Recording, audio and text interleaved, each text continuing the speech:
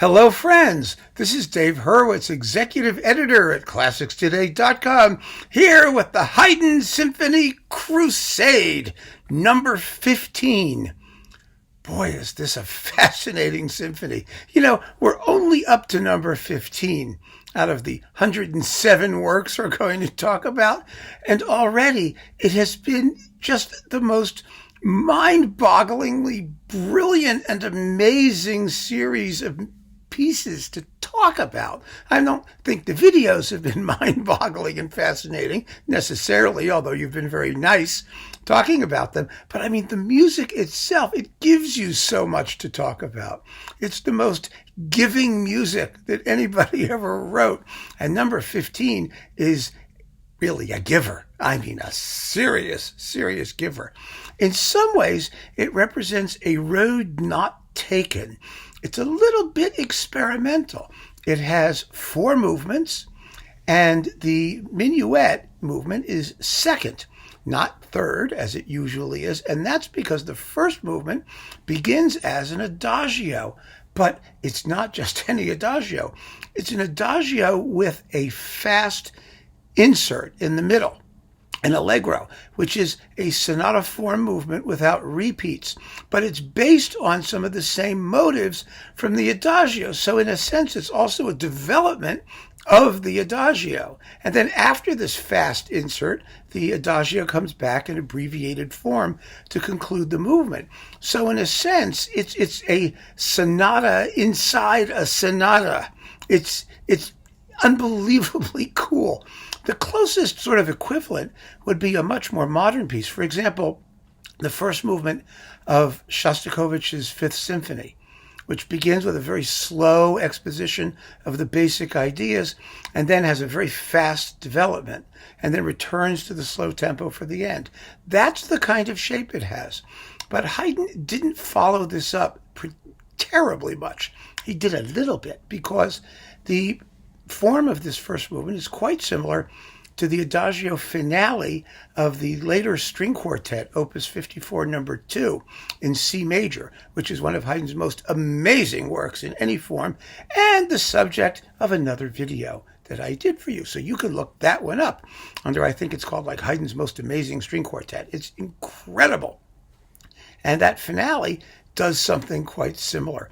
And it just so we know that the idea of mixing somehow these almost independent, quasi-independent, but somehow interrelated movements in different tempos was one of those projects that he kind of worked on intermittently, I would say. But here is where we find it for the very, very first time. And I'm going to play you a little bit of the opening and then the beginning of the quick part, so you can see how they follow on one another. It's really quite lovely. I mean, it's gorgeous music. The music is charming beyond belief. I mean, you have the opening dialogue between the violins and the horns with pizzicato strings underneath. It's very serenade-like in a sense. Then this zippy presto just comes charging in, and it's just marvelous. So here it is. Just have a listen to this.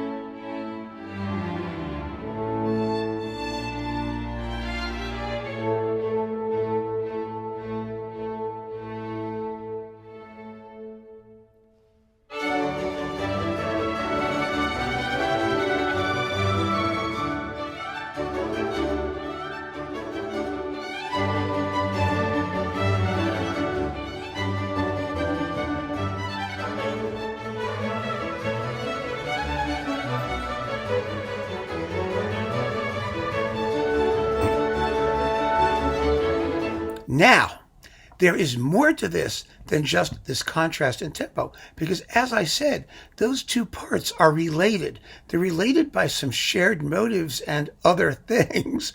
And one of those other things is the very opening idea. Did you notice in the opening theme, the violins, then the horns in dialogue? And that horn motive, that four-note, bum, bum, bum, bum, it's just four notes, dum, bum, bum, bum, something like that. Four notes like that, back and forth between the violins and the horns. That is the first thing you hear at the beginning of the quick part. And I have chopped them off so you can hear them one after the other and, in quick succession, and you'll see exactly what I mean. Clearly, this fast bit is a development of the slow bit. And boy, is that cool. So here it is.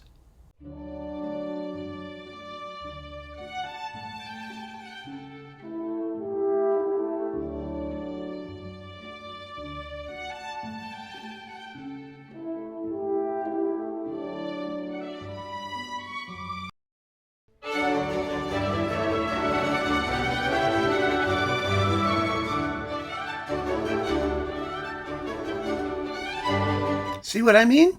I think you can hear that very, very clearly. And this is just one of those symphonies. Like I said, it's a giver.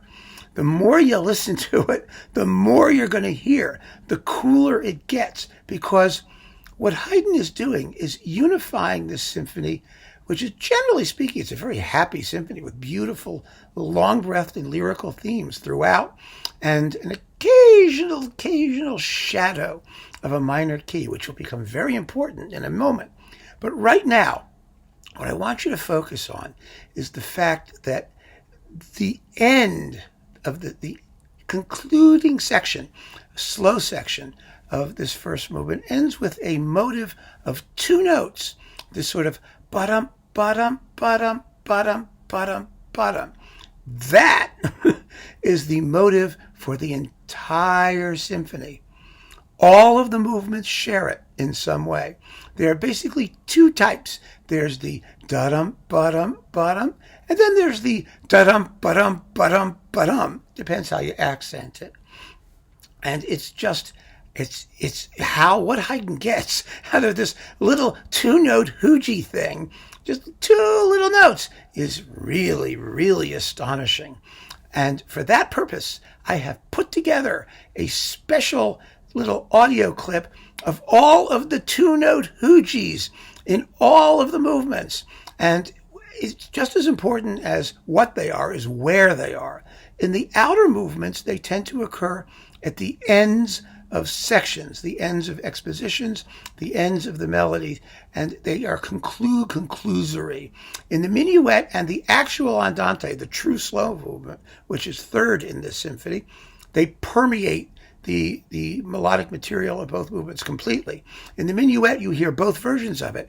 It's very French, sort of French overture style. French overtures, they all go yum, ba-dum, ba-dum, ba-dum, ba-dum. That's that kind of a two-note jerky rhythm thing. Well, that's what this minuet does. But then the trio section goes back to the original yadam, yadam, yadam form of it. And so I'm going to play you the opening of the minuet, and then a bit of the trio, and then the exposition from the sonata form Andante, which is entirely based on this little two-note googie. It sounds a lot like, the Dance of the Hours from Ponchielli's La Gioconda, remember? Da-dum, ba-dum, da-da-da-dum, da-da-da-dum, ba-dum, ba-dum, that thing? It sounds a lot like that. And you'll hear a bit of that too. And then in the finale, we're back to the first movement, where the little two-note thingy isn't the main thematic substance of the movement, but it's the concluding, the final thought as far as that movement goes, which puts a perfect seal on the entire symphony. So here is my special amalgam of all the little two-note googies as Haydn treats them throughout the entire symphony in each of the movements. So just listen to this one after the other. It's very simple, but very, very remarkable.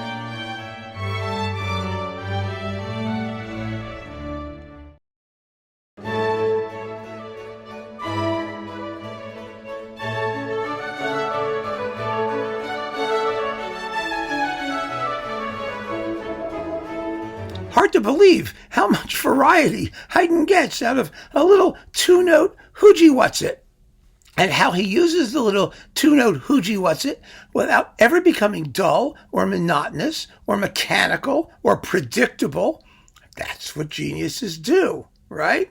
It's truly, truly amazing.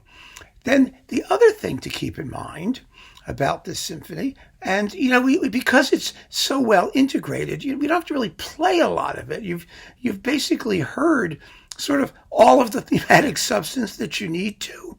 The only other thing that needs to be said in order to appreciate this symphony is that three of its four movements, the first movement, the minuet, and the finale, all have the same, what you might call macroscopic form. They're all big ternary forms, that is, three-part forms, A, B, A. Very simple. An A section, a middle section, and a return to the A section. They all do that. And it's another one of those things that just unifies the symphony on the grand scale, just as the little two-note googie-what's-it unifies the whole symphony on the microscopic and melodic scale, because Haydn always gets to have his cake and eat it too. It's so cool. But the interesting thing about this macroscopic ABA form is that each of the B's is different. That's how Haydn achieves this amazing diversity and unity at the same time. Now, in the first movement, the B section, the contrasting B section, the contrast is one of tempo, right? Slow versus fast. In the minuet, it's texture. It's the full orchestra versus a trio section, which is written for solo viola, solo cello, and two violins, which in this performance are also played solo, as they probably should be, because that gives you essentially a string quartet. And so you have this chamber music texture versus the full orchestral set texture. So you have a contrast in tempo, a contrast in texture, and then we come to the finale. And in the finale, the contrast is one of tonality. It is the only extended section in the entire symphony in a minor key. And it's wonderful in the finale. It gives the whole symphony a sense of greater depth and a bit of mystery. And it's not a miserable minor. It's mysterious minor, which is, I think, just a wonderful way to conclude the whole thing, because it adds that one element that might have, had it been lacking, might have led you to suspect that the whole symphony was rather facile and not terribly, terribly profound expressively. But all of a sudden, it's as if we take a gaze into the depths of the universe and our whole perspective shifts, and Haydn's saving it for the end. For this tiny little movement, it's 2 and a bit minutes long. 2 minutes and 20 seconds or something. It's a short movement. And in addition, it's not a sonata movement, really. It's a minuet. It's a fast minuet. It's a fast dance movement with the same basic form as the second movement minuet, only with no repeats. It's just played straight through, but it's A, B, A. And I'm going to play you the entire finale, because not only is it a marvelous movement, but you will hear the two-note googie. It's the end of the A section in both places. And then you'll hear the wonderful minor key interlude. And of course, I'll put little superscripts there so you see where things are, just to draw your attention to them. But it's very, very obvious what Haydn's doing. And it's an amazing ending to an absolutely amazing symphony. I mean, this is one of those pieces that has musicologists sort of sit there and just go, oh, we can't analyze this. It's an improvisational form, and it doesn't really have any structure. And, oh, it's such bull. The only reason they can't analyze it is because they're not listening to it. But if you pay attention, like I said, this symphony is a giver. There is more and more and more to hear in it every time you listen to it. So anyway, let me play you the finale. Here it is.